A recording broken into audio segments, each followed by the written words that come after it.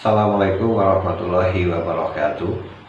Ketemu lagi dengan channel Ringgiko BF. Oke teman-teman, kali ini saya akan membahas tentang perawatan murai batu yang over emosi. Oke teman-teman, sebelum kita bicara tentang perawatan murai batu yang over emosi, tentu saja kita harus tahu teman-teman bahwa murai batu kita itu sedang mengalami over emosi. Nah, gimana caranya? Jadi untuk over emosi ini akan terlihat jelas ketika murai batu itu kita gantangkan, gitu teman-teman. Jadi ketika kita gantangkan murai batu yang over emosi ini, biasanya dia ngejar lawan, ya kan? Main jeruji, nempel di jeruji sampai bongkar isian. Nah, ini bisa dipastikan kalau posisi seperti itu murai batu kita sedang over emosi. Tetapi teman-teman, kalau sebenarnya ada dua ya, murai batu yang main di jeruji itu, kalau dia mainnya bisa dikatakan over emosi kalau dia mainnya itu posisinya sejajar dengan murai batu lainnya. Jadi dia nabrak kanan atau ke kiri, mengejar lawannya di sebelah kanan atau kirinya dengan posisi yang sejajar ketinggiannya dengan lawannya, sambil dia bongkar isian. Itu over emosi. Tapi kalau murai batu itu nabraknya ke atas, ada kan dia nabrak ke atas di lengkungan sangkar bagian atas itu, dia nabrak ke atas sambil dia kadang bunyi kadang enggak, atau bahkan sama sekali dia tidak bunyi. Ini bukan murai batu over emosi yang seperti itu, tetapi dia mentalnya baru tidak stabil, atau bisa dikatakan dia kalah mental dengan kanan kirinya. Kayak gitu ya teman-teman. Untuk murai ngeruji ada dua macam itu. Oke, kembali ke pembahasan kita. Untuk murai batu yang over emosi itu rawatan hariannya memang harus kita benahi. Yang pertama itu kurangi jangkriknya. Jadi jangkrik harus dikurangi. Yang biasanya 55 jadikan 33. Oke. Kemudian untuk jangkrik kroto juga dikurangi porsinya. Yang biasanya seminggu 2 kali 1 sendok makan, itu tetap jadikan seminggu 2 kali tetapi 1 sendok teh ya, jadi dikurangi 50%-nya jumlahnya. Oke, untuk yang ketiga ini untuk penjemuran, itu kita stop dulu aja penjemurannya. Burung cukup diangin-anginkan 1-2 jam di pagi dan di sore hari. Oke. Kemudian untuk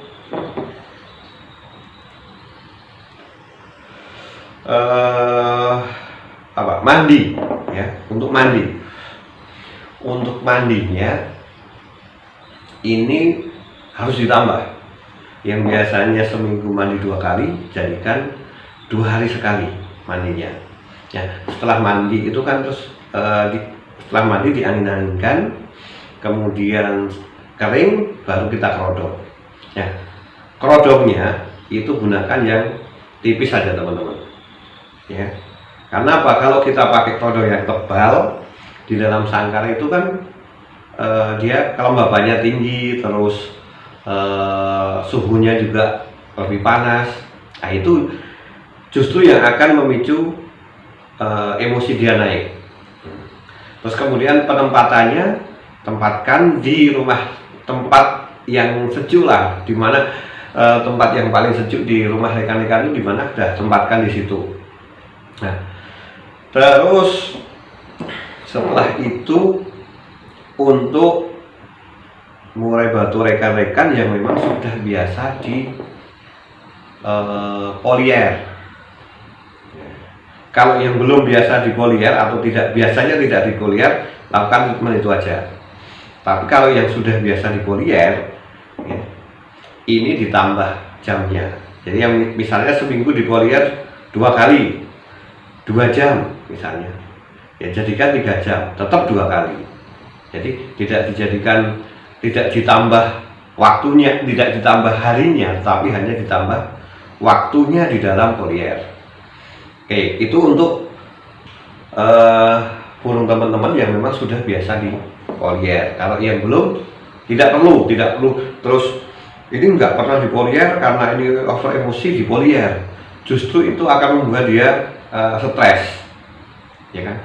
Membuat dia malah stres. Nanti malah akan menjadi lebih lama untuk penanganannya. Jadi nggak perlu rawatan ini disesuaikan saja dengan rawatan hariannya. Tidak perlu mengada-ada sebuah rawatan yang memang kemarin tidak dilakukan terus dilakukan.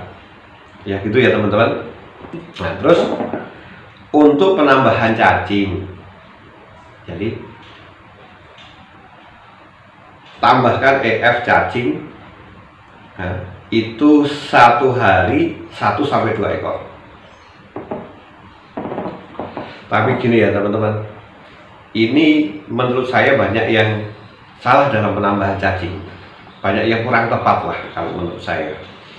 Jadi gini, untuk memberikan cacing kepada murai batu yang over emosi, itu teman-teman, cacing itu harus dibersihkan dalamnya, dibersihkan darahnya harus dibuang, karena justru darah di dalam cacing itu yang menjadikan murai batu kita menjadi malah tambah over emosi. Ya, jadi darahnya dihilangin dulu, baru dikasihkan ke murai kita yang over emosi. Itu sehari 1 kali antara 1 sampai dengan 2 ekor.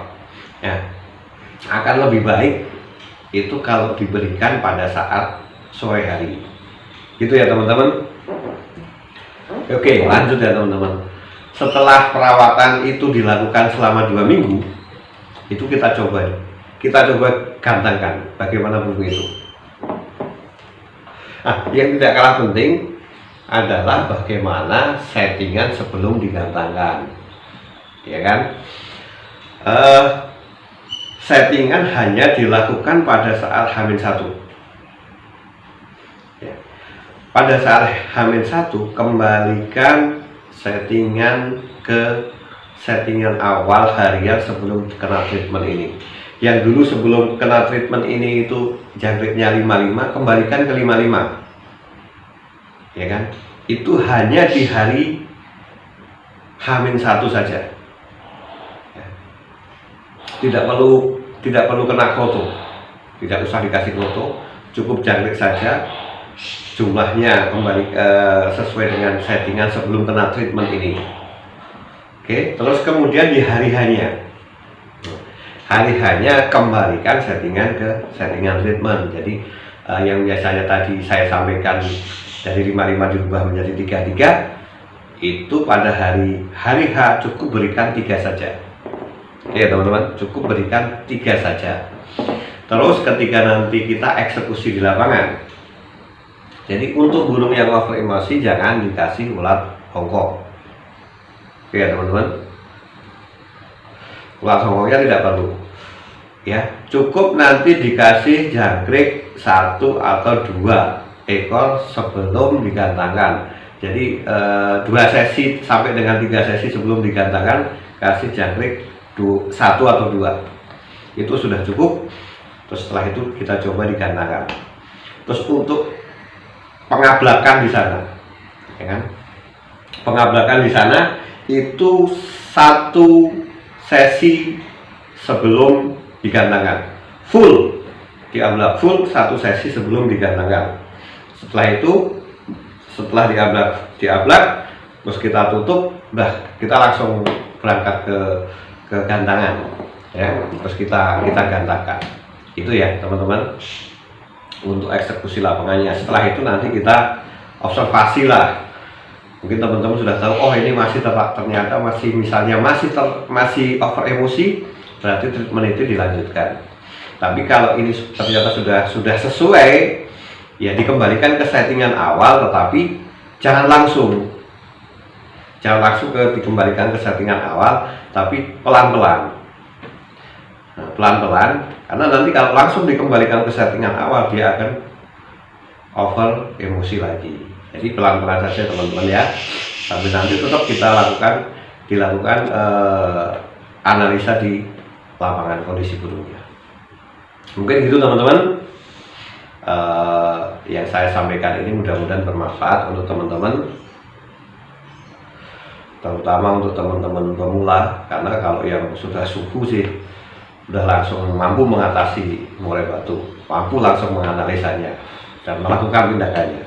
Jadi ini untuk teman-teman yang mungkin masih belum lama main di murai batu, mudah-mudahan yang saya sampaikan ini manfaat.